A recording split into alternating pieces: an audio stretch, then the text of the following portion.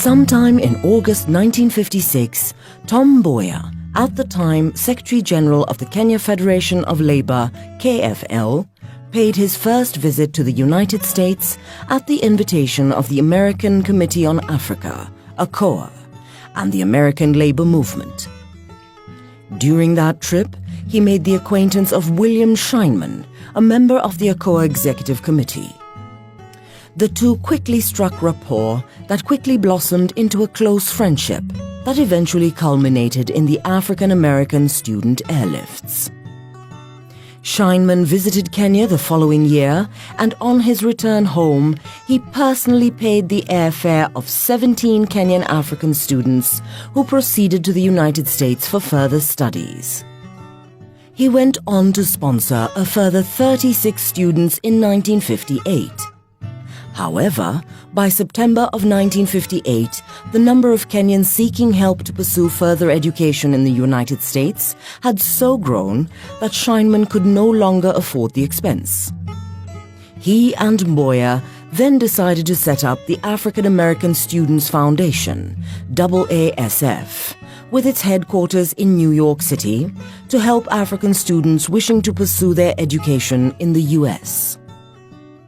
Mboya and Scheinman brought on board a number of other individuals to help with the venture, among them Julius Gikonyo Kiano, who had returned to Kenya in 1956 with a PhD in economics from the University of Los Angeles, Berkeley. Kiano had already founded an organization similar to AASF, the Cultural Society for the New Africa, for the purpose of helping Africans who desired to study in the United States. Mboya and Scheinman recruited an impressive team of prominent people to the AASF to help raise funds for the African Student Airlift Project. They included Frank Montero, Ralph Bunch, Jackie Robinson, Cora Weiss, musician Harry Belafonte, and Hollywood actor Sidney Poitier. Besides Kiano, other famous Africans would later join the AASF Executive Board. They included Julius Nyerere, Kenneth Kaunda, and Hastings Kamuzu Banda, who would all go on to become the founding presidents of their respective countries. In the end, AASF was able to secure pledges for over 50 scholarships from universities and colleges across America and to raise in excess of $35,000. Buoyed by the positive developments, Mboya and Kiano brought on board another Kenyan, Kariuki Njiri, who had until then been independently helping Africans wishing to proceed to America for further education. AASF activities in Kenya would be located at Alvey House, situated along Victoria Street, later named Tom Mboya Street.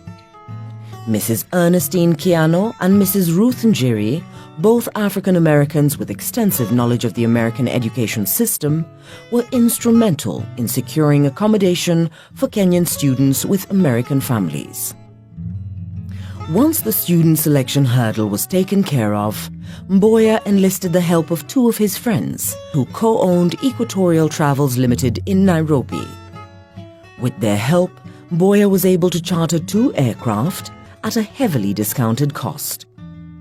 On September 7, 1959, the first plane carrying AASF students left Embakasi Airport in Nairobi.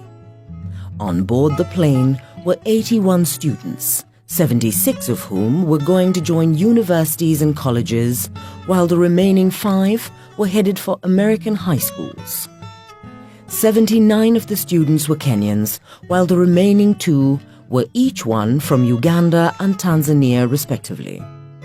The students were received in New York on September 9th by AASF Executive Board members led by Montero. Among the students on the first airlift was Barack Obama, who was admitted to the University of Hawaii. While in Hawaii, he would marry Ann Dunham, with whom he had a son, Barack Hussein Obama, who went on to become the 44th President of the United States.